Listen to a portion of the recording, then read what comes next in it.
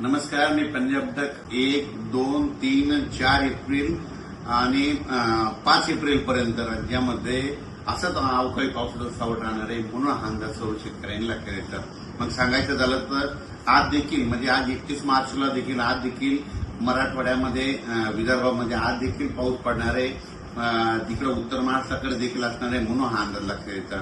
त्याच्यानंतर आणखी खरा जास्त पाऊस तुम्हाला एक सांगू इच्छितो, 2 एप्रिल आणि 3 एप्रिलच्या दरम्यान आणखीन जरा वादळी वाऱ्यासारखा गारपिटीसह पाऊस पडणार आहे म्हणून तुम्हाला एक सांगू इच्छितो। नंदुरबार जिल्हा झालं, धुळे जिल्हा झालं, नाशिक जिल्हा झालं, मुंबई, ठाणे, त्याच्यानंतर इगतपुरी, नाशिक, त्याच्यानंतर अहिल्यानगर, त्याच्यानंतर जालना जिल्हा झालं, संभाजीनगर झालं, जळगाव जिल्हा झालं, धुळे, नंदुरबार, जळगाव, बुलढाणा जिल्हा, अकोला जिल्हा, अमरावती, वर्धा, नागपूर, भंडारा, गोंदिया, चंद्रपूर, यवतमाळ, वाशिम, हिंगोली, नांदेड, परभणी, लातूर, जालना, बीड, धाराशिव,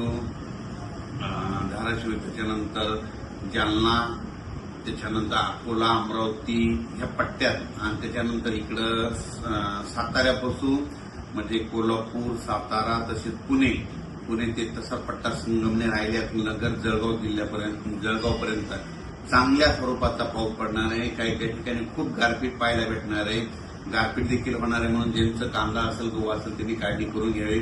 या पावसामध्ये विजेचं प्रमाण जास्त आहे म्हणून शेतकऱ्यांनी झाडाखाली थांबू नये, आपली पाळीव प्राणी पशुधन झाडाखाली बांधू नये म्हणून हे देखील सर्व लक्षात येतं। म्हणजे 4 तारखेपर्यंत 4 एप्रिलपर्यंत राज्यात असंच अवकाळीचं दररोज वेगवेगळ्या जिल्ह्यात वेगवेगळ्या विभागात पाऊस पडणार आहे म्हणून हा अंदाज लक्षात येतो।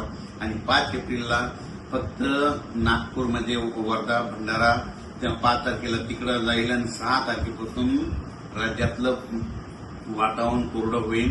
म्हणजे 6 एप्रिल नंतर राज्यात कोरडा हवामान होणार आहे म्हणून हा अंदाज सर्व शेतकऱ्यांना लक्षात येतात। पण आणखीन पण 31, 1, 2, 3, 4 तारखेपर्यंत 5 दिवस पावसाळ्यासारखा पाऊस पडणार आहे। खूप ठिकाणी गारपीट होणार आहे।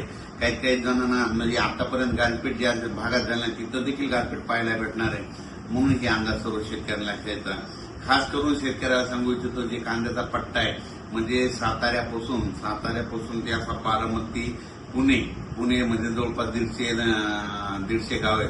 तर पुणे अशा कोकणपट्टी, त्याच्यानंतर अहिल्यानगर, बीड जिल्हा, संभाजीनगर, इकडे नाशिक, जळगाव ह्या पट्ट्यामध्ये जरा जास्त गारपीट होणार आहे म्हणून हा अंदाज त्या कांद्याच्या शेतकऱ्यांना लक्षात येताना आपण आपले कांदे असतात तर काढून झाकून ठेवायचे म्हणून हे देखील त्या शेतकऱ्यांना लक्षात येतं। मराठवाड्यात देखील गारपीट होणार आहे। मराठवाड्यात देखील काय होणार आहे, परभणी जिल्ह्यात इकडे पालम तालुक्यामध्ये, इकडे नांदेड भागामध्ये होणार आहे, इकडे जिंतूरकडं वालोर जिंतूर परिसरामध्ये होणार आहे। हे देखील मराठवाड्याच्या परभणी जिल्ह्यातल्या शेतकऱ्यांना अंदाज लक्षात येतात। त्याच्यानंतर लातूर जिल्ह्यात देखील काही ठिकाणी गारपीट होणार आहे म्हणून हे देखील लातूर जिल्ह्यातील शेतकऱ्यांना अंदाज लक्षात येतात। बीड जिल्ह्यात देखील कडा, आष्टी, इकडे पाथर्डी भागामध्ये, त्या भागात, पैठण ह्या परिसरात देखील काही ठिकाणी गारपीट होणार आहे म्हणून हे अंदाज शेतकऱ्यांना लक्षात येतात। म्हणजे सांगायचं झालं तर अकोला जिल्हा, बुलढाणा जिल्हा, तर बुलढाणा जिल्ह्यात घाटाच्या खाली म्हणजे शिंदखेड राजापासून ते बुलढाणा, चिखली त्या परिसरानं घाटाच्या खाली खूप मोठ्या प्रमाणात गारपीट होणार आहे म्हणून शेतकऱ्यानं आपली जनावरे, पाळीव प्राणी, पशुधन व्यवस्थित ठिकाणी ह्या 4 एप्रिलपर्यंत बांधून ठेवून स्वतःचं संरक्षण करावे। अकोला जिल्ह्यात देखील गारपीट होणार आहे, अमरावती जिल्ह्यात देखील होणार आहे, वर्धा जिल्ह्यात देखील गारपीट होणार आहे, यवतमाळकडे देखील होणार आहे म्हणून हा अंदाज सर्व शेतकऱ्यांना लक्षात येतात। म्हणजे सांगायचं झालं तर 4 एप्रिलपर्यंत दररोज वेगवेगळ्या भागात 1 दिवस आड पाऊस पडणार आहे म्हणून हा अंदाज लक्षात यायचा। आणि या पावसामध्ये विजेचं प्रमाण जास्त असल्यामुळे हे देखील लक्षात यायचं म्हणून हे देखील लक्षात यायचं। अचानक जर वातावरण बदल झालं तर लगेच एक उद्या मेसेज दिला जाईल। धन्यवाद।